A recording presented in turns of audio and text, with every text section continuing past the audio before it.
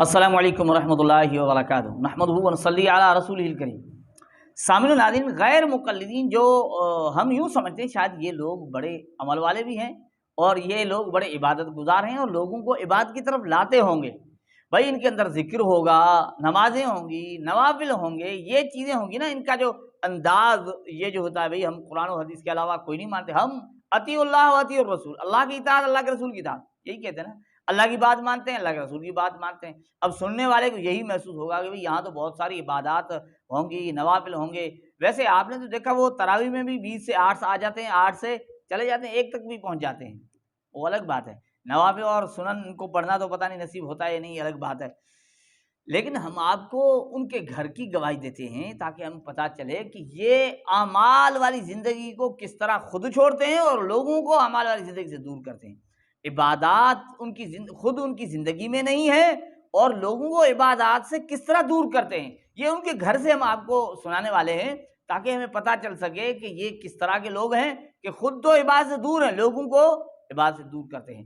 اور آپ اگر دلائل میں کچھ پیش کر دیں، پھر آپ نے سنا نہیں ہے، وہ مجھے یاد ہے ایک گروپ کے اندر ایک ساتھی نے وہ قرآن پاک کی یہ دلیل کے طور پر آیت پیش کر دی کہ وَإِذَا قُرِئَ الْقُرْآنُ فَاسْتَمِعُوا لَهُ وَأَنصِتُوا لَعَلَّكُمْ تُرْحَمُونَ۔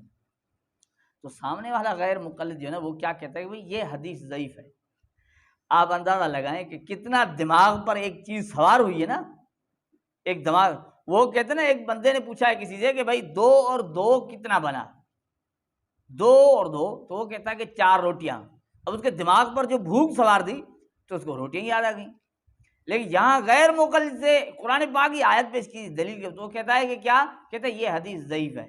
وہ اللہ کے بندے تو غیر مقلد کا یہ کام ہے، آپ دلیل پیش کریں گے نا، آپ سوچے بغیر سوچے سمجھے کہتے ہیں یہ حدیث ضعیف ہے، یہ حدیث ضعیف ہے۔ ایک اور غیر مقلد مجھے ملا، وہاں اس طرح گفتگو کرتے کرتے کوئی دلیل کے طور پر کوئی چیز پیش کی تو وہ کہتا ہے شاید یہ حدیث ضعیف ہے، شاید ضعیف۔ اب ان کے دماغ پر جو ضعیف سوار ہوا ہے نا، اور اسی چیز کا اظہار کیا ہے ایک غیر مقلدین کے بہت بڑے مناظر نے، بڑا نام ہے ان کا، انہوں نے بتایا کہ یہ ہیں کیا اور یہ جو ضعیف کہتے ہیں نا، ان سے ہوتا کیا ہے، خود عبادات کتنی کر رہے ہوتے ہیں، یہ بھی چیز بڑی سننے کی بڑی زبردست مزیدار چیز ہے۔ ہم اپنی طرف سے نہیں کہہ رہے نا، خود وہ کہہ رہے ہیں، غیر مقلدین کی حقیقت بتا رہا ہے، ذرا سن لیجئے۔ حدیث کو صحیح قرار دیتے ہیں اور ان میں سے کسی نے بھی اس کی صحت کا انکار نہیں کیا تو اس حدیث کو صحیح سمجھا جائے گا، اس حدیث کو صحیح سمجھا جائے گا۔ بعض ہمارے علماء نے ہماری زندگیوں اور عبادات کا جو حسن ہے وہ خراب کر دیا ہے۔ ہم لوگوں کو ذکر پر لگاتے ہیں، تلاوت پر لگاتے ہیں، نمازوں پر لگاتے ہیں، اچھا وہ نہ خود ذکر کرتے ہیں، نہ خود نوافل پڑھتے ہیں، نہ خود تلاوت کے شاغل ہیں۔ ان کا مشغلہ کیا ہے؟ ضعیف کھیلنا، ضعیف کھیلا اور ضعیف کھیل کر لوگوں کو عمل سے دور کر دیا۔ میں اس کی مثال دیتا ہوں۔ ایک آدمی نے مجھ سے پوچھا کہ میں عرصہ دراز سے سورت واقعہ پڑھتا رہا ہوں، میرے گھر میں بڑی غربت تھی، میں نے سنا سورت واقعہ پڑھنے سے فاقہ ختم ہو جاتا ہے، جیسے جیسے پڑھتا گیا فاقہ ختم ہوتا گیا۔ اب ایک مولوی کہتا ہے جی روایت ضعیف ہے، میں نے کہا جی روایت ضعیف ہے، عمل ضعیف نہیں ہے۔ قرآن اللہ کا کلام ہے، آپ جس نیت کے ساتھ بھی پڑھیں گے اللہ تعالیٰ وہ آپ کو عطا کرے گا، اور اللہ تعالیٰ نے اس کو عطا کیا ہے تو آپ پڑھتے رہیں، آپ کیا کریں؟ پڑھتے رہیں۔ تو پڑھنے سے نہیں روکنا چاہیے۔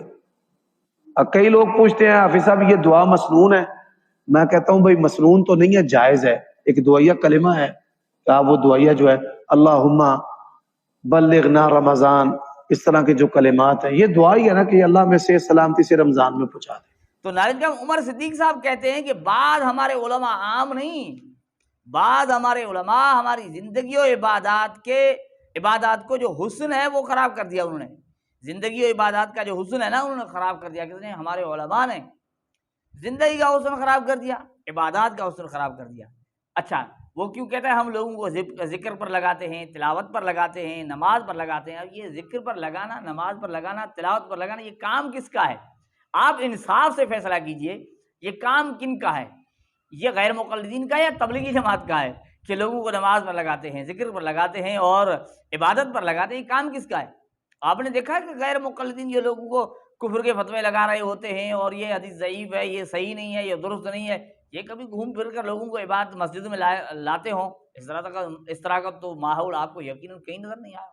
یہ تبلیغی جماعت والوں کا کام ہے بیچاروں کا، اپنے خرچ پر اپنے پیسہ لگا کر اور لوگوں کو جا کر منت و سماجت کرتے ہیں۔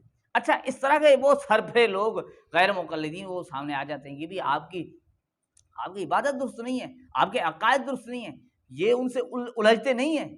جس طرح ہے نا کہ وَإِذَا خَاطَبَهُمُ الْجَاهِلُونَ قَالُوا سَلَامًا، یہ سلام کر کے چلے جاتے ہیں اور پھر سے لوگوں کو اللہ کے گھر کی طرف بلاتے ہیں، آ جاؤ مسجد کی طرف، آ جاؤ مسجد میں، آ جاؤ ایمان بنا لیں، آ جاؤ اللہ کو یاد کر لیں، عبادت کی طرف بلاتے ہیں۔ تو یہ تو کام ان کا ہے۔ یہ عمر صدیق صاحب کہتے ہیں کہ یہ ہم جب کام کرتے ہیں نمازوں پر لوگوں کو لگاتے ہیں تو وہ کہتے ہیں ہمارے علماء کی بات کر رہے ہیں، ہمارے علماء کی، کہتے ہیں وہ خود نہ ذکر کرتے ہیں، نہ خود نوافل پڑھتے ہیں اور نہ خود تلاوت میں شاغل ہیں، نہ تلاوت کے شاغل ہیں، تلاوت بھی نہیں کرتے۔ اب ان کا مشغلہ کیا ہے یہ بھی سن لیجئے، غیر مقلدین کا مشغلہ کیا ہے؟ کہتا ہے ان کا مشغلہ ہے ضعیف کھیلنا۔ اب ان کا مشغلہ کیا ہے؟ ضعیف۔ آپ جو حدیث دیکھیں ضعیف ہے، ضعیف ہے۔ ہمارے ہے نا وہ عیسیٰ سمو صاحب ہمارے سندھی میں بیان کرتے ہیں، وہ کہتے ہیں وہ جو حدیث پیش کرتے ہیں ضعیف تھا، تو یہ ضعیف کھیلتے ہیں۔ کہتا ہے ضعیف کھیلا اور ضعیف کھیل کر لوگوں کو عمل سے دور کر دیا۔ اب لوگ جو عمل سے دور ہو رہے ہیں، عبادات سے دور ہو رہے ہیں، تلاوت سے، ذکر سے، نماز سے دور ہو رہے ہیں، کون دور کر رہا ہے؟ یہ عمر صدیق کے کہنے کے مطابق غیر مقلدین دور کر رہے ہیں۔ کیوں دور کر رہے ہیں؟ کہتے ہیں کہ ضعیف کھیل کر۔ پھر مثال بھی دی نا، وہ سورہ واقعہ کی مثال دی کہ ایسی عبادات جن سے لوگ جو ہے نا وہ اللہ کی طرف متوجہ ہو رہے ہوں، جس میں کوئی ایسا مسئلہ نہیں، لیکن پھر بھی یہ اس طرف آتے ہیں اور لوگوں کو یہ ضعیف کہہ کر عبادت سے دور کرتے ہیں۔ تو ناظرین کرام، غیر مقلدین سے آپ خیر کی امید نہ لگائیں، بس یہ کہتے ہیں کہ ہماری مانو، ہماری تحقیق کو مانو، جو ہم کہتے ہیں اسے ہی صحیح سمجھو۔ اگرچہ آپ جس چیز پر عمل کرتے ہیں آپ کے پاس قرآن سے بھی دلیل ہو، احادیث بھی موجود ہوں، لیکن آپ جو احادیث پیش کریں وہ جائیں گی ضعیف کے کھاتے میں۔ آپ جو آیات پیش کریں ان کا معنی و مفہوم بھی تبدیل کیا جائے گا، کہیں گے نہیں یہ اس بات کے لیے نازل نہیں ہوئی، حالانکہ صحابہ نے بھی کہہ دیا ہو، لیکن یہ کہیں گے نازل نہیں ہوئی۔ پھر کیا؟ پھر یہ کہ وہ جو چیز پیش کریں وہ اگرچہ ضعیف بھی ہو اور یعنی اس کے اپنے بھی اس کے خلاف یعنی آپ کو دلیل مل جائے کہ اس کے خود غیر مقلدین بھی مانا ہو یہ چیز درست نہیں، لیکن غیر مقلدوں کے خود دلیل پیش کرے وہ جو نا وہ ہر حال میں درست ہوگی اور اسے ماننے کے لیے یعنی دوسرے کی بات کو ماننے کے لیے تیار نہیں ہوگا، لوگوں کو زبردستی عمل کرانے کی کوشش کرے گا۔ تو ناظرین کرام، یہ تھی حقیقت جو خود غیر مقلد کے مناظر نے غیر مقلدین کی سنا دی۔ اللہ جل جلالہ ہمیں سمجھنے عمل کرنے کی توفیق عطا فرمائے۔ السلام علیکم ورحمۃ اللہ وبرکاتہ۔ یہ ہے